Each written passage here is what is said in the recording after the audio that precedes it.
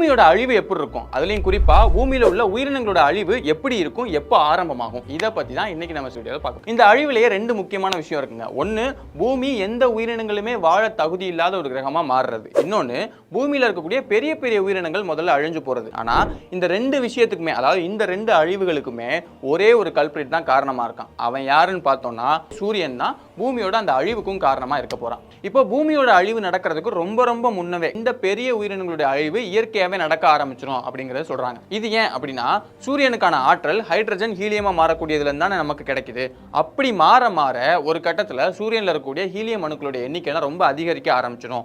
அப்படி அதிகரிக்கும் போது சூரியன்ல இருந்து வரக்கூடிய வெப்பமும் அதோடைய வெளிச்சமும் ரொம்பவே அதிகமாயிடும். இப்படி சூரிய ஒளியும் வெப்பமும் அதிகமாயிட்டே போறதுனால பூமியில இருக்கக்கூடிய தண்ணி எல்லாம் நீராவியாகக்கூடிய அந்த ப்ராசஸ் இப்ப நடக்கிறத விட ரொம்ப அதிகமான வேகத்துல நடக்க ஆரம்பிக்கும். அதனால பூமியில மழை பொழிவோட அளவும் அதிகமாகும். பூமியில மழை நிறைய பெஞ்சா நல்லதானே அப்படின்னு யோசிச்சீங்கன்னா ஆரம்பத்துல நல்லது மாதிரி தான் தெரியும். ஆனா போக போக தான் பிரச்சனை ஆரம்பிக்கும். ஏன்னா இப்போ இந்த மாதிரி பூமி அதிகமா வெப்பமடைறதுனால காத்து வெப்பமடையும், வளிமண்டலம் வெப்பமடையும், தண்ணி நிறைய வெப்பமடையும். இதெல்லாம் நடந்துட்டு இருக்கிறதுனால கடலுக்குள்ள பாறைகளுக்குள்ள ட்ராப் ஆகிக்கக்கூடிய அந்த கார்பன் டை ஆக்சைடு எல்லாம் கொஞ்சம் கொஞ்சமா ரிலீஸ் ஆக ஆரம்பிச்சு அது வளிமண்டலத்துல போய் சேரும். அதனால பூமியில வளிமண்டலத்துல இருக்கக்கூடிய அந்த கார்பன் டை ஆக்சைடோட அளவு அதிகமாயிட்டே போகும். அப்ப பெய்யக்கூடிய மழை எல்லாமே ஆசிட் ரெயினா அதிகமா பெய்ய ஆரம்பிக்கும். இந்த ஆசிட் ரெயின் பூமியோட எல்லா பக்கமே விழுகிற மாதிரியே சிலிகேட் பாறைகள் மேலேயே விழுகும். அப்படி விழுகும் போது அதுல ஒரு கெமிக்கல் ரியாக்ஷன் நடக்கும். அந்த கெமிக்கல் ரியாக்ஷனோட விளைவா இந்த ஆசிட் ரெயின் மூலமா வந்து சேர்ந்த கார்பன் டை ஆக்சைடும் இந்த உடைஞ்ச பாறைகளும் ஒன்னா சேர்ந்து அது பைகார்பனேட்ஸாவும் இன்னும் சில கெமிக்கல்ஸாவும் மாறும். இப்ப பொதுவா மழை பெய்யும் போது என்ன ஆகும், அது பாறைகள் மேல விழுகும், அப்படியே வளைஞ்சு ஓடி கடலுக்குள்ள தானே கடைசியா போய் சேரும். அதே மாதிரி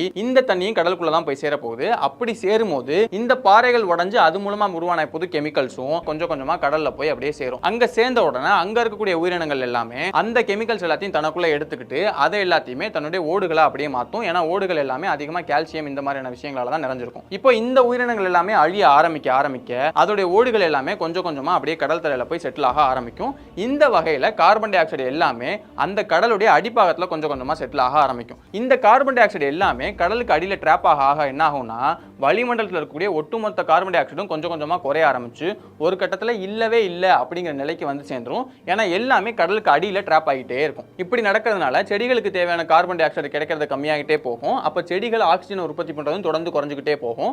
இது தொடர்ந்து நடந்துகிட்டே இருக்க வளிமண்டலத்தில் இருக்கக்கூடிய ஆக்சிஜனோட அளவும் கொஞ்சம் கொஞ்சமா குறைய ஆரம்பிக்கும். இப்போ ஆக்சிஜனோட அளவு கொஞ்சம் கொஞ்சமா குறைஞ்சிக்கிட்டே இருந்துச்சுன்னா அதை சுவாசிச்சு வாழக்கூடிய மனிதர்கள் மாதிரியான அந்த பெரிய பெரிய உயிரினங்கள் எல்லாமே கொஞ்சம் கொஞ்சமா அழிய ஆரம்பிக்கும். ஆனா இப்படி ஒரு அழிவு ஏற்படும் போது கூட பூமியில சில உயிரினங்களால வாழ முடியும் அப்படின்னு சொல்றாங்க இல்லையா, இது என்ன கதைன்னா, ஆரோக்கியமான வாழ்க்கைக்கு ஆராவில் ஹெல்த் மிக்ஸ்.